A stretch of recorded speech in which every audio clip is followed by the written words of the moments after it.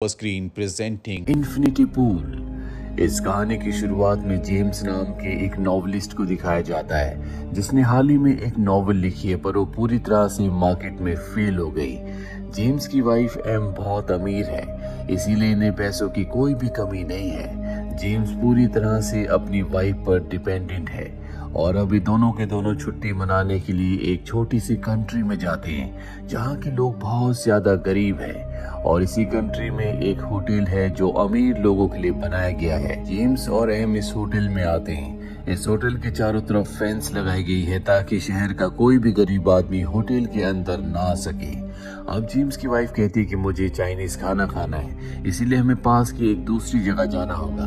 और जब भी वहां से जा रहे होते हैं तब ये देखते हैं कि एक आदमी गाड़ी से यहाँ पर तोड़ फोड़ कर रहा होता है। जेम्स को सब कुछ बहुत अजीब लगता है। तभी उसके पास एक लड़की आती है जिसका नाम गैबी है। जेम्स उससे पूछता है कि ये सब क्या हो रहा है। गैबी उसे बताती है कि बाहर से कोई आदमी अंदर आ गया है, वो तोड़ फोड़ कर रहा है। और साथ ही वो ये भी कहती है कि मैं आपको जानती हूँ, मैंने आपकी नॉवेल पढ़ी है, मैं आपकी बहुत बड़ी फैन हूँ। इस बात से जेम्स बहुत हैरान होता है क्योंकि उसकी नॉवेल पूरी तरह से फेल हो गई थी। अभी यहाँ पर गेबी का हस्बैंड आ जाता है जो जेम्स को और उसकी वाइफ को रात को खाने पर इनवाइट करता है और रात को ये दोनों के दोनों उनके साथ डिनर करते हैं, जहाँ पर गेबी बताती है कि वो एक एक्ट्रेस है और उसका हस्बैंड एक बिजनेसमैन। ये सब आपस में बातें करते हैं और अगली सुबह जेम्स अपनी वाइफ को बताता है कि आज हमें गेबी और उसके हस्बैंड के साथ बीच पर जाना है। लेकिन जेम्स की वाइफ मना कर देती है। वो कहती है कि बाहर बहुत खतरा है। जेम्स कहता है कि मैं तुम्हारा ध्यान रखूंगा, तुम्हें चिंता करने की कोई जरूरत नहीं है। और अभी दोनों के दोनों गेबी और उसके हस्बैंड के साथ होटल से निकलकर एक सफर तय करके बीच पर जाते हैं जो कि बहुत ही खूबसूरत होता है। ये यहाँ पर अच्छा टाइम स्पेंड करते हैं। और जब जेम्स की वाइफ उसके आसपास नहीं होती तो गेबी को दिखाया जाता है जो जेम्स के क्लोज होने की कोशिश करती है। वो समझ जाता है कि वो उससे अट्रैक्टेड है।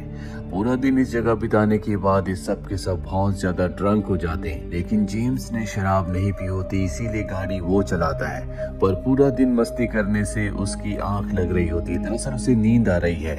और तभी उसकी गाड़ी के सामने एक आदमी आ जाता है जो उसकी गाड़ी से टकरा जाता है, उसकी मृत्यु हो जाती है। जेम्स की वाइफ कहती है कि हमें पुलिस को कॉल करना चाहिए, लेकिन गेबी मना कर देती है। वो कहती है कि यहाँ की पुलिस, यहाँ की आर्मी बहुत ज्यादा खतरनाक है, वो मुजरिमों के साथ बहुत बुरा सलूक करती है। इसीलिए सब के सब बिना किसी को बताए होटल वापस आ जाते हैं। और अगली सुबह होटल तक पुलिस पहुंच जाती है क्योंकि पुलिस को पता चल चुका होता है कि इन्हीं की गाड़ी से एक्सीडेंट हुआ था। और अब वो जेम्स और उसकी पत्नी को अपने साथ ले जाते हैं। जेम्स की पत्नी सब कुछ सच बता देती है, जिसके बाद एक ऑफिसर जेम्स के पास आता और बताता है कि तुम्हारी पत्नी ने सारा सच कबूल कर लिया है। जेम्स कहता है कि मुझे क्या सजा मिलेगी। वो बताता है कि तुम्हें सजाए मौत मिलेगी। इस वजह से जेम्स बहुत ज्यादा परेशान हो जाता है। कहता है मैं इतनी जल्दी नहीं मरना चाहता। ऑफिसर कहता है कि हम तुम्हें नहीं बल्कि तुम्हारे क्लोन को सजा देंगे, लेकिन इसके लिए पैसे लगेंगे। यहाँ पर हम क्लोन को सजा देते हैं जिससे असली इंसान बच जाता है। और अब जेम्स एटीएम से बहुत सारे पैसे लाकर उस ऑफिसर को दे देता है, जिसके बाद उसे एक लिक्विड के अंदर जाने के लिए कहा जाता है। और जब जेम्स को होश आता है तो उसके सामने उसकी वाइफ होती है जो जेम्स को बताती है कि तुम्हारा क्लोन बन चुका है। जिसके बाद ये जेम्स के क्लोन के पास जाते हैं जो हूबहू जेम्स की तरह होता है। जेम्स ये देखकर हैरान होता है कि हूबहू उसी की शक्ल का एक क्लोन बना दिया गया है। और अब उसके क्लोन को सजा दी जाती है जिसमें वो आदमी का बेटा जिसका एक्सीडेंट हुआ था वो जेम्स के क्लोन को सजा देता है। इस वजह से रियल जेम्स की सजा अब खत्म हो चुकी है। वो अपनी वाइफ के साथ होटल वापस आता है जहाँ पर उसकी वाइफ कहती है कि अब हम इस देश में एक पल भी नहीं रुकेंगे, हमें अभी यहाँ से निकलना होगा। लेकिन जेम्स का पासपोर्ट नहीं मिलता और बिना पासपोर्ट के वो इस देश से, इस सिटी से नहीं निकल सकता। इसीलिए रिसेप्शन पर जाता और पूछता है कि आपके पास मेरा पासपोर्ट है। वो कहती है कि आपका पासपोर्ट हमारे पास नहीं है, लेकिन अगर आप चाहते हैं तो हम आपकी ट्रिप को एक हफ्ते और आगे बढ़ा सकते हैं। जेम्स इस बात के लिए अग्री हो जाता है। और अब जब वो वापस जा रहा होता है तभी उसके पास गेबी आती है। हालांकि वो गेबी से बात नहीं करना चाहता, लेकिन गेबी कहती है कि मैं तुमसे कुछ खास बात करना चाहती हूँ, तुम्हें कुछ बताना चाहती हूँ। जिसके बाद वो उसके साथ बैठ जाता है। गेबी उसे बताती है कि मेरे पति बिजनेसमैन हैं और उनकी कंपनी के 2 लोग मारे गए थे जिनका इल्जाम उनके सर पर आया और उन्हें सजाए मौत सुनाई गई। लेकिन हम यहाँ पर आए, हमने उनका क्लोन बनाया जिस वजह से सजा क्लोन को मिल गई। हमारी जैसे यहाँ पर और भी बहुत सारे लोग हैं और इसके बाद गेबी जेम्स को अपने साथ ले जाती है जहाँ पर एक ग्रुप बैठा होता है और ये सब के सब वो लोग हैं जो अपने पास्ट में कोई ना कोई क्राइम कर चुके हैं, लेकिन पैसे देने के बाद यहाँ की सरकार से क्लोन बनवाकर सजा क्लोन को दिलवा दी और ये सब के सब अब आजाद है। लेकिन लोगों को मारना अब इनका शौक बन चुका है और ये सब के सब प्लान बनाते हैं कि इस होटल के मालिक जो कि पहाड़ी पर रहता है उसे भी हमें सबक सिखाना चाहिए। हालांकि जेम्स इनके साथ नहीं जाना चाहता, लेकिन ये जेम्स को मना लेते हैं और सब के सब होटल के मालिक के घर पहुंच जाते हैं। हालांकि उसका गार्ड इन पर गोलियां भी चलाता है, लेकिन ये गोलियों से बच जाते हैं और तभी गेबी जेम्स के हाथ में गन देती है और कहती है कि तुम्हें इन सबको मारना होगा और उसके हाथों से होटल के मालिक की मौत हो जाती है।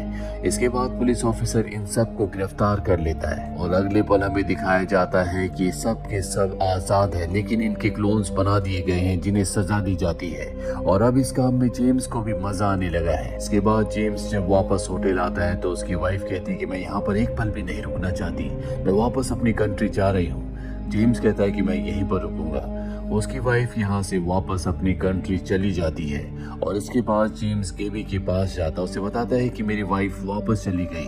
गेबी कहती तुम चिंता मत करो, मैं तुम्हारे साथ हूँ और वो जेम्स को अपने साथ एक कमरे में ले जाती है जहाँ पर वो एक जड़ी बूटी जलाती है जिसका धुआं इनहेल करने के बाद जेम्स अपने आप को बहुत ही पावरफुल महसूस करता है और अब ये सब के सब तय करते हैं कि ये पुलिस ऑफिसर को भी मारेंगे और ये पुलिस ऑफिसर को अगवा करके ले आते हैं और जब ये उसे बुरी तरह से पीट रहे होते हैं तभी उसका मास्क हटाया जाता है। जेम्स देखता है कि ये पुलिस ऑफिसर नहीं बल्कि उसी का क्लोन है। वो अपने क्लोन को देखकर डर जाता है और समझ जाता है कि लोग बहुत ज्यादा खतरनाक है, ये उसे कभी भी नुकसान पहुंचा सकते हैं। इसीलिए वॉशरूम में जाकर अंदर से दरवाजा बंद कर लेता है। दरअसल जेम्स को पासपोर्ट मिल गया था और उसने अपने पासपोर्ट को यहीं पर छुपा रखा होता है। जेम्स अपना पासपोर्ट निकालता है और सीधा बाहर जाकर एक बस में बैठ जाता है जो एयरपोर्ट के लिए जा रही है। वो अब इस देश से निकलना चाहता है और जब वो एयरपोर्ट की तरफ जा रहा होता है तभी वो देखता है कि गेबी और उसके साथी गाड़ी में उसे चेस कर रहे हैं। गेबी उसे गन दिखाती और कहती कि तुम्हें नीचे उतरना होगा और जब जेम्स नीचे नहीं उतरता तो गेबी और उसके साथी गाड़ी को बस के आगे रोक लेते हैं और ड्राइवर से कहते हैं कि हमें जेम्स चाहिए। जेम्स को बस से नीचे उतरना पड़ता है और अब ये अपनी कार्स के आगे जेम्स को चलने के लिए कहते हैं ताकि वो पैदल ही होटल तक पहुंचे। पर जेम्स को जब मौका मिलता है तो यहाँ से भागने की कोशिश करता है। गेबी उस पर गोली चलाती है जो उसके पैर पर लगती है, लेकिन जेम्स किसी तरह से भागने में कामयाब हो जाता है।